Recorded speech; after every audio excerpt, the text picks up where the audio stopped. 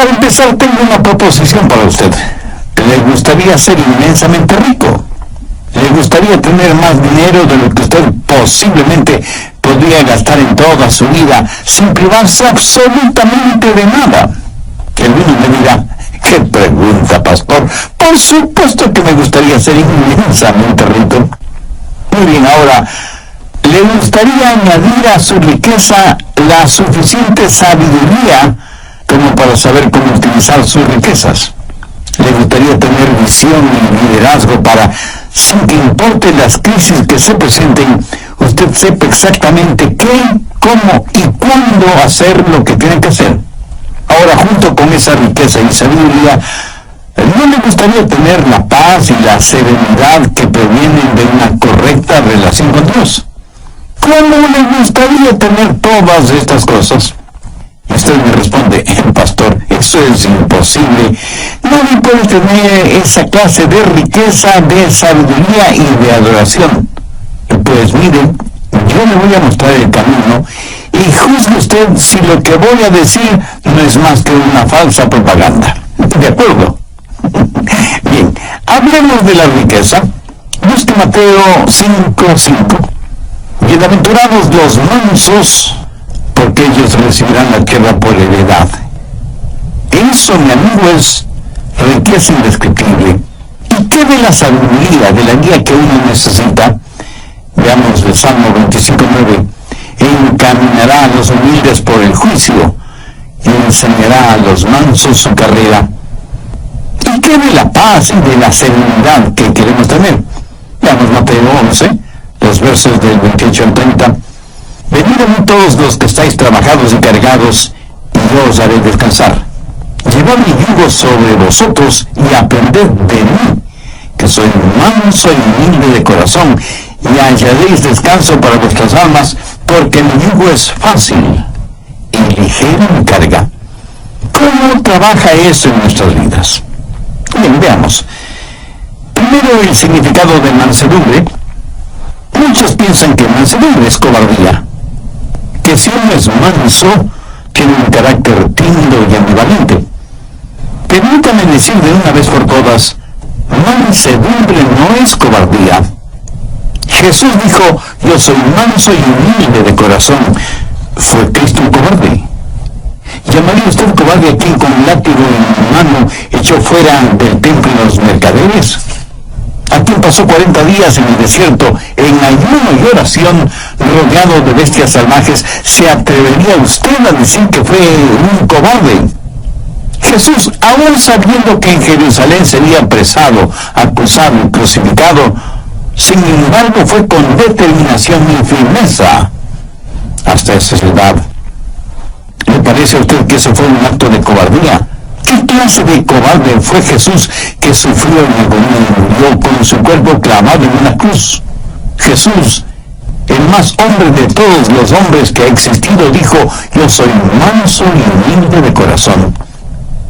Mansedumbre ni siquiera es debilidad, aunque muchas veces así lo pensemos, cuando lo opuesto es la verdad. Para ser manso hay que tener tremenda fortaleza espiritual y emocional.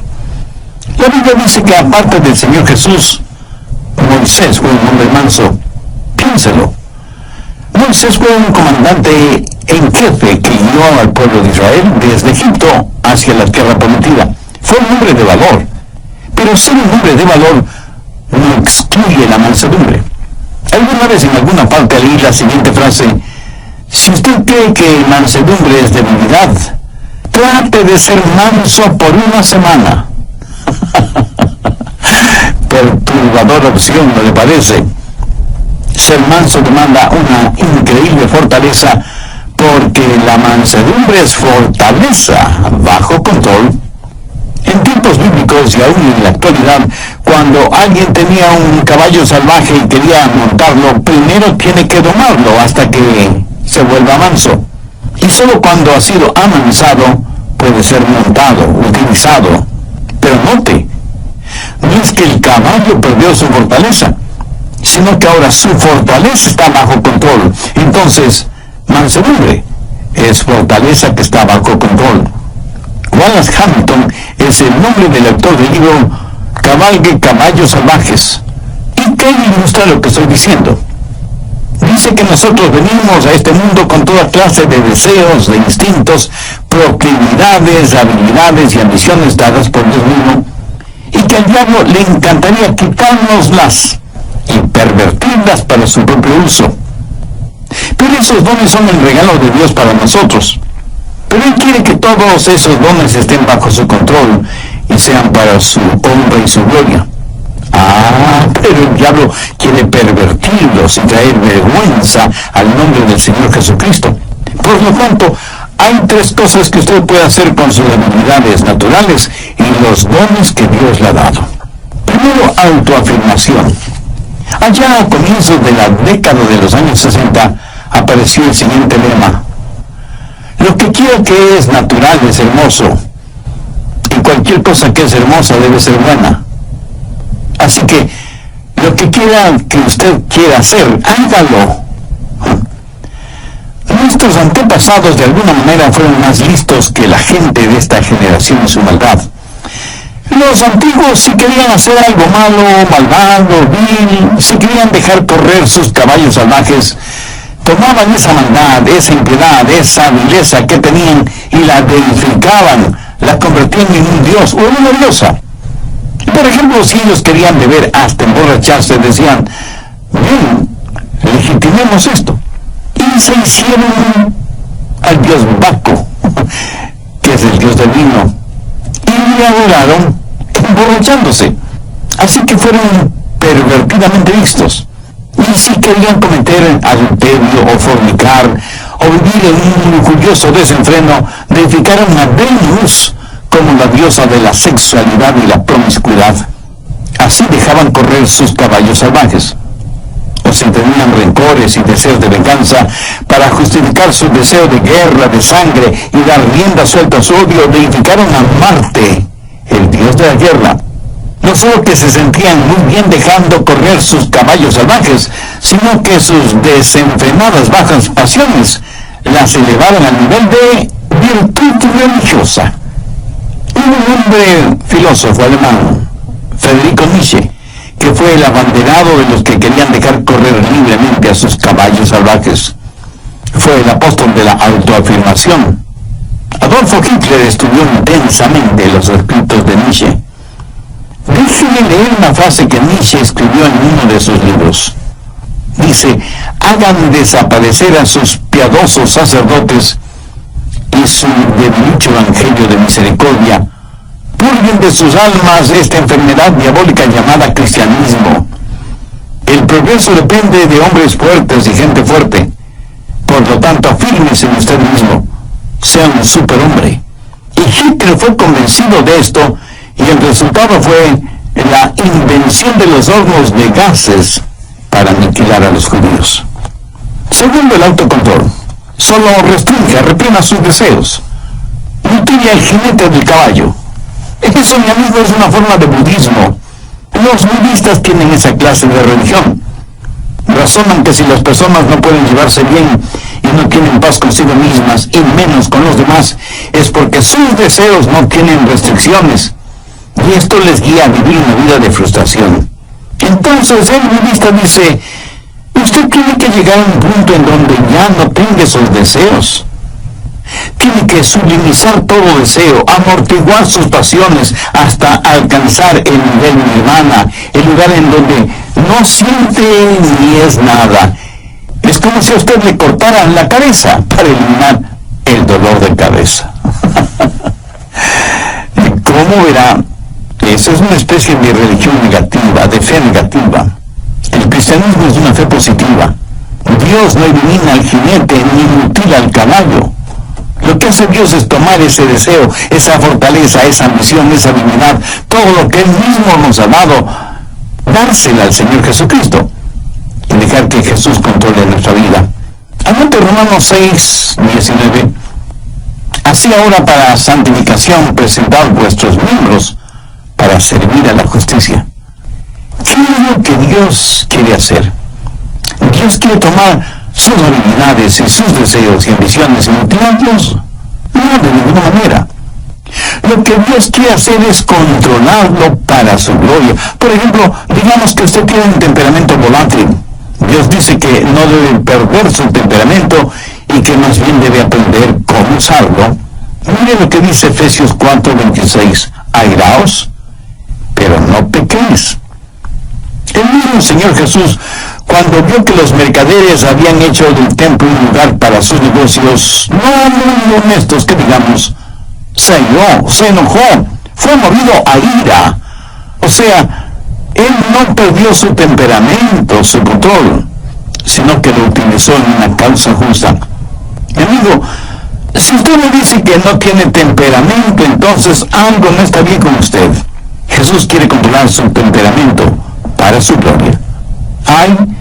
Debe haber ciertas cosas que deben disgustarle, enojarle, hacerle perder su temperamento. Por ejemplo, la industria pornográfica, el tráfico de drogas, la explotación sexual de mujeres y de niños y toda la depravación actual que está convirtiendo al mundo en un desierto espiritual, moral y ético.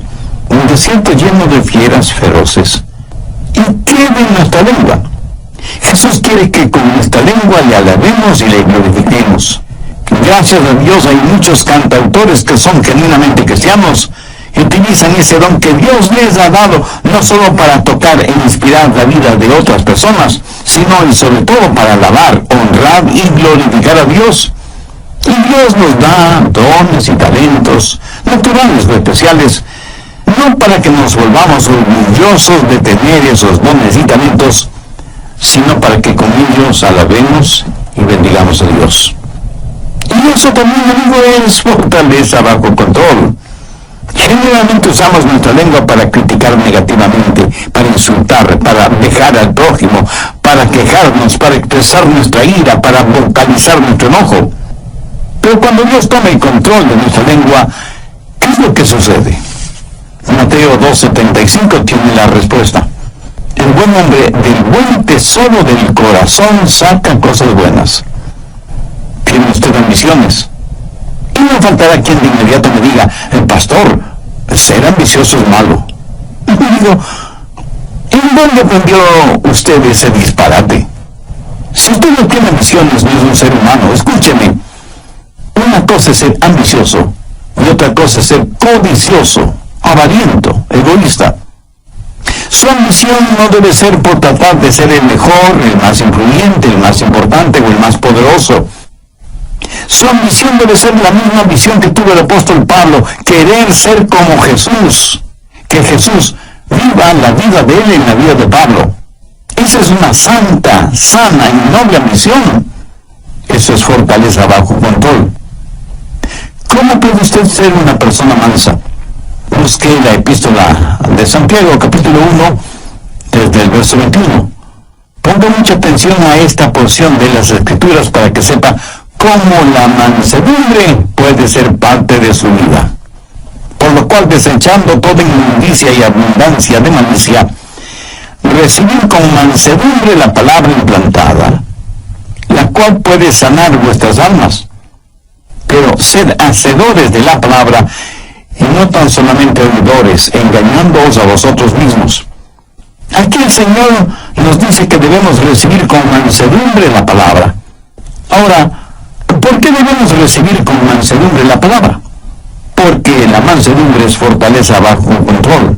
Y para ser controlado por el Señor, usted tiene que conocer su voluntad y su camino. Y para conocer la voluntad y el camino de Dios, usted tiene que conocer su palabra. Por lo tanto, tiene que recibir la palabra con mansedumbre. Escúcheme, ni usted ni yo sabemos ni la milésima parte de cómo guiar nuestra propia vida. Se explica ahora por qué, aún siendo creyente, fracasamos tantas y tantas veces. En una sala judicial a un hombre le preguntaron, ¿jura decir la verdad, toda la verdad, y nada más que la verdad, con la ayuda de Dios?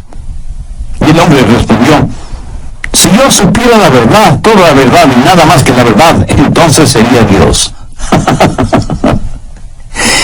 Ingeniosa respuesta que encierra todo el mundo de teología. Necesitamos guía. Te puedo asegurar que Dios sabe lo que nosotros no sabemos. Así que si usted es una persona llena de mansedumbre, usted tiene que poner su vida en las manos de Dios para que le guíe. Si quiere que Dios le dé bienestar económico, sabiduría y adoración profunda, entonces tiene que recibir la palabra de Dios con mansedumbre, la cual, o sea, la palabra de Dios, puede salvar su alma. De acuerdo a Santiago, 3 cosas son necesarias. Primera, debe haber un espíritu de arrepentimiento. Santiago 1:21, por lo cual desechando toda inmundicia y abundancia de malicia. Ahora, ¿qué significa esto? En el griego la palabra inmundicia significa tener el oído tapado con cera. Por lo tanto, hay que eliminar el exceso de cera en el oído. Y la aplicación espiritual es fácilmente comprensible. Pero, ¿cuál es la cera espiritual que tapa nuestros oídos? La abundancia de superficialidad. Verá, muchos de nosotros ya hemos sido salvados, pero todavía ha quedado un residuo pecaminoso en nuestras vidas. Y lo que Santiago está diciendo es, limpien sus oídos espirituales de la cera que los está tapando. Uno no puede domar un caballo salvaje, pero Dios no hace con usted lo que el hombre hace con su caballo. Usted mismo tiene que llegar al punto cuando diga, dejo mi maldad, abandono mis inmundicias espirituales. Si usted quiere que Dios le hable, tiene que entender su palabra. Si usted quiere que la Biblia inflame su corazón y su mente, tiene que eliminar la cera espiritual que está tapando sus oídos. Y la única forma de hacer eso es por medio del arrepentimiento de sus pecados. Debe tener un espíritu de arrepentimiento. ¿Sabe qué clase de persona es la que menos entiende esto de la mansedumbre? Pues la persona que está llena de orgullo. De hecho, esa clase de persona no puede recibir nada más porque su orgullo lo llena todo, tanto su vida material como su vida espiritual. Sin embargo, la Biblia dice que debemos recibir con mansedumbre la palabra implantada, la cual puede salvar nuestras almas. ¿Y qué de usted? ¿Está haciendo la provisión adecuada para la salvación de su alma? ¿Tiene usted una relación personal con Dios por medio del Señor Jesucristo? Por favor, abra su Biblia y busque la epístola de Santiago, capítulo 1, verso 21. Recibir con mansedumbre la palabra implantada. Esta palabra recibir es una palabra interesante. Denota algo que es dado a una persona y esa persona la recibe. Usted no podrá recibir y menos entender la palabra si es que no tiene un espíritu de arrepentimiento. Sí, usted puede saber cosas acerca de la palabra, hasta puede saber intelectualmente, académicamente la palabra, pero eso no le califica para entender la palabra de Dios. Recibir significa aceptarlo como un regalo, y cuando lo recibe, usted lo recibe como que si fuera un huésped muy especial en su vida, y le dice, pasa, seas bienvenida. Estamos encantados de tenerte en nuestra casa. Esa es la clase de bienvenida que nos gusta escuchar a nosotros, ¿verdad? Es la misma clase de bienvenida que le gusta escuchar al Señor Jesús, no solamente en relación con Él, sino con su palabra. Amigo, en su vida, ¿da usted esa clase de bienvenida a la palabra de Dios? Abre de par en par las puertas de su corazón y dice, Señor, recibo tu verdad. Hay muchos que van a las iglesias a escuchar el mensaje de la palabra, otros oyen mensajes radiales como este que está escuchando ahora mismo, pero lo hacen tratando de entender la palabra de Dios, pasándola por el filtro de sus mentes, y no necesariamente porque le den la bienvenida a la palabra de Dios en sus vidas. Mi amigo nunca aprenderá la verdad de esa manera. Tiene que dejar su orgullo intelectual en el polvo. Humíllese. Tenga su corazón en paz con Dios y hágalo con mansedumbre, con un espíritu de arrepentimiento, dejando de lado toda inmundicia y abundancia de malicia, y con un espíritu receptivo, dé la bienvenida y reciba la palabra de Dios. Segundo, debe haber un espíritu receptivo. Santiago 1:22. Pero sed hacedores de la palabra y no tan solamente oidores, engañándoos a vosotros mismos. Una vez que usted tiene la palabra de Dios en su corazón, tiene que volverse un hacedor de la palabra. O sea, vivir de acuerdo a lo que cree. Fuera de esta verdad, todo lo demás no es más que verborrea religiosa. Si usted no es hacedor de la palabra, se engaña usted mismo. Si usted solo escucha las verdades de la palabra de Dios, pero nunca las pone en práctica, usted es culpable de autodecepción y por lo tanto puede perder su alma en vez de salvarla. La Biblia dice que el hombre de doble ánimo, esto es, indeciso, es inconstante en sus caminos. Jesús dijo: cualquiera que me oye estas palabras y no las hace, le compararé a un hombre necio. Escuchar y no hacer es una verdadera locura espiritual. Las impresiones sin las expresiones dan como resultado las depresiones. Si usted solo oye la palabra de Dios y no vive de acuerdo a las verdades, tendrá un efecto negativo en su vida. Alguien dijo que educación es el proceso mediante el cual el material en los cuadernos del profesor es transferido a los cuadernos del alumno sin que haya pasado por la cabeza de ninguno de los dos. Me temo que muchas veces esa clase de conocimiento bíblico es el que tenemos. Pero las enseñanzas bíblicas no solo que deben estar en nuestra cabeza, sino que necesitan estar en nuestro corazón para que se manifiesten en nuestra vida. ¿Para qué sirve la mansedumbre? Veamos el final del verso 21 de Santiago 1, la cual puede salvar nuestras almas. Tercero, los motivos de la mansedumbre. El querer alcanzar bienestar económico, el desear ser guiado y tener visión y liderazgo en cada crisis de la vida, esa es una buena motivación. Recordemos lo que Jesús dijo en Mateo 5:5: bienaventurados los mansos, porque ellos recibirán la tierra por heredad. Usted me dice: pastor, en la actualidad usted no consigue mucho siendo manso.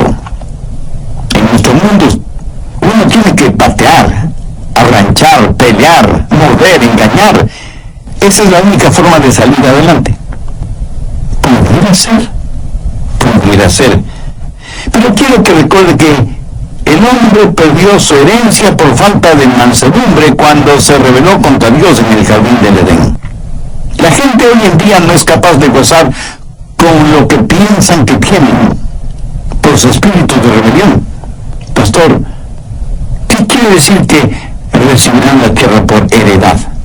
Bien, veamos 1 Corintios 3:21. Todo es vuestro. Veamos ahora 2 Corintios 6:10. Como no teniendo nada más, poseyéndolo todo. Ahora, ¿qué significa todo esto? La tierra y todo lo creado son propiedad de Dios. Nosotros pertenecemos a Dios. Por lo tanto, todo lo que Dios tiene es nuestra herencia, porque somos hijos suyos, coherederos juntamente con Cristo. Y sin embargo, no es realmente nuestro. Nosotros solo somos administradores, mayordomos de las cosas de Dios. Y este es un arreglo admirable, porque cuando ya no venga y le diga: si no me sirves, voy a quitarte todo lo que te los hijos de Dios, los mansos heredarán la tierra. Eso lo tenemos ahora como herencia en nuestro corazón, pero un día será realidad. Tendremos bienestar, riqueza económica. Salmo 25:9: encaminará a los humildes por el juicio. Mucha gente se pregunta: ¿por qué Dios no nos habla hoy? Están viendo y entendiendo las cosas al revés. No es que Dios no nos hable, el problema es que nosotros no estamos escuchando. No tenemos una actitud de mansedumbre para oír la voz de Dios. Desea usted que Dios le guíe. Si usted se humilla con un espíritu de arrepentimiento, con un espíritu receptivo, Dios le guiará. Y usted no será como un barco en medio de una oscura y furiosa tormenta, sin brújula, sin timón, sin mástil y sin velas, empujado por las olas y los vientos de este mundo. Encaminará a los humildes por el juicio. Él le mostrará el camino y usted podrá escuchar su voz, guiándole aún en medio de la peor tormenta de su vida. Y usted tendrá no solo bienestar y riqueza y sabiduría, sino que sabrá lo que es la verdadera adoración. Mateo 11 desde el verso 28. Venid a mí todos los que estáis trabajados y cargados, y yo os haré descansar. Llevad mi yugo sobre vosotros y aprended de mí, que soy manso y humilde de corazón, y hallaréis descanso para vuestras almas, porque mi yugo es fácil y ligera mi carga. Veamos esta porción bíblica un poco más detenidamente. Jesús fue un carpintero y sabía cómo hacer yugos para los bueyes. Y no creo que Jesús jamás haya hecho un yugo que no quedó perfecto en los bueyes. Ahora, cuando un buey lleva un yugo, es porque es un buey manso. Ese buey sigue teniendo tremenda fuerza. Por eso usaban los bueyes para arar los campos. Y muchos agricultores que todavía aran a la antigua dicen que el buey más dócil tiene más fuerza que un caballo en esas labores agrícolas. El yugo en el pescuezo de los bueyes es para que ambos bueyes puedan alar el arado. Y cuando Jesús dijo, llevad mi yugo sobre vosotros, es como si estuviera diciendo, estamos en esto juntos, apóyate en mí, déjame guiarte, quiero hacer un descanso para tu alma. Esa es la clase de mansedumbre que Jesucristo quiere darle a usted, no mañana ni pasado mañana, sino hoy mismo. Quienes están escuchando este programa, y si aún no son salvos, ¿no quisieran conocer a este maravilloso Salvador, Jesucristo? ¿No quisieran que sus pecados les fueran perdonados? ¿No quisieran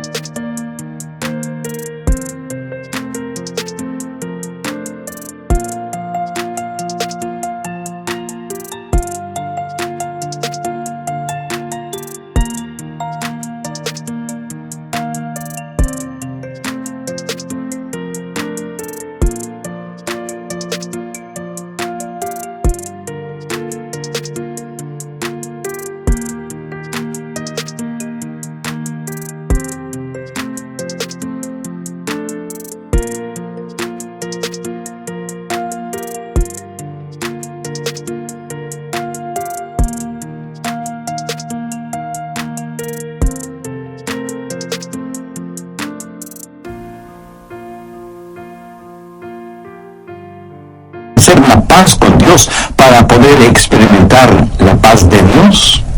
Dios le ama mucho más de lo que yo podía explicarle con palabras. No quisiera tener la riqueza de su sabiduría, de su guía, de su cuidado, de su protección. Entonces le invito a entregar su corazón a Él. Venga Jesús. Hubo un gran evangelista llamado Henry Morehouse. Su trabajo no fue entre grandes multitudes, sino en pequeñas iglesias. Como tema base de sus mensajes, él usaba Juan 3:16, porque de tal manera amó Dios al mundo, que ha dado a su Hijo unigénito para que todo aquel que en Él cree no se pierda, mas tenga vida eterna. Una vez Morehouse estuvo en un pequeño pueblito minero, y en ese lugar había un hombre que odiaba a Dios, a Jesús, la Biblia, las iglesias, los predicadores, los evangelistas, los misioneros. En fin, odiaba a cualquier persona o cosa que estuviera relacionada en la más mínima forma con Dios. Este hombre se llamaba McNeil. Y este hombre le mandó un mensaje a Morehouse diciéndole que si predicaba esa noche, él iría a la iglesia, revólver en mano, para sacarle a balazos del pueblo. Los creyentes, asustados, se acercaron donde Morehouse y le dijeron que sería conveniente suspender la reunión de esa noche. Morehouse les dijo, no, he orado sobre este asunto y estoy convencido que Dios quiere que predique esta noche. Y yo confío totalmente en Dios. Tendremos la reunión esta noche, tal y como está programada. Esa noche la sírvete un trago. Pero McNeil siguió caminando como si no les hubiera oído. Llegó hasta un pequeño callejón, giró hacia la derecha y Llegó hasta una semi-destruida valla metálica, tras la cual había un remedo de casa. Con sus enormes manos empujó violentamente a la puerta.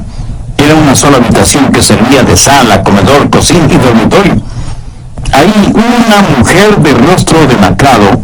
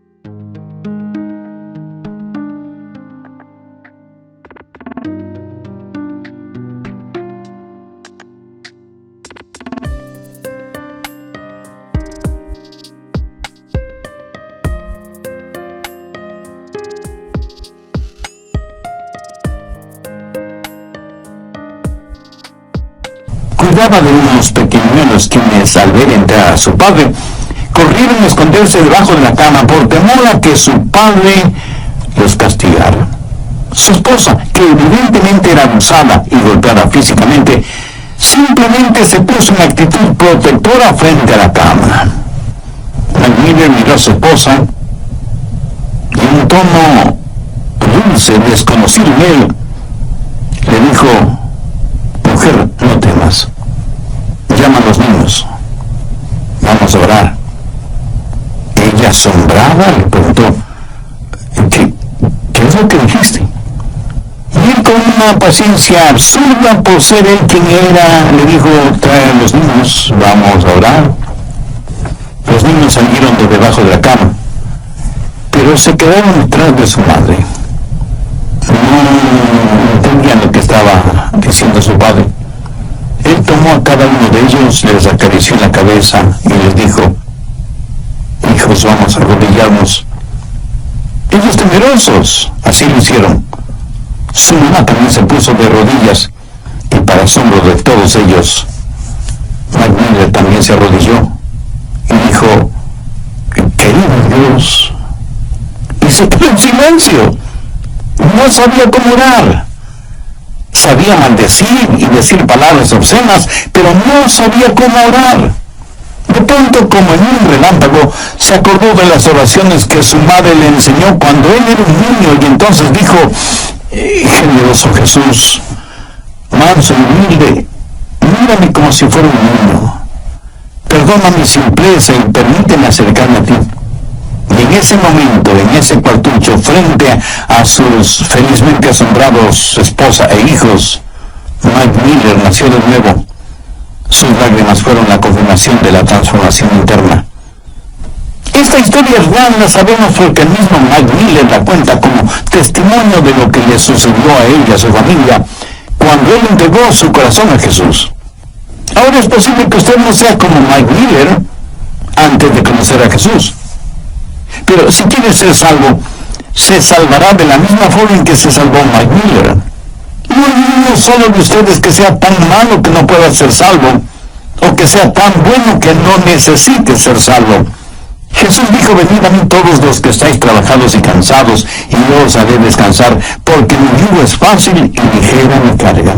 Si en su corazón usted siente el ardiente deseo de hacer una decisión por Cristo, no se quede con el desear.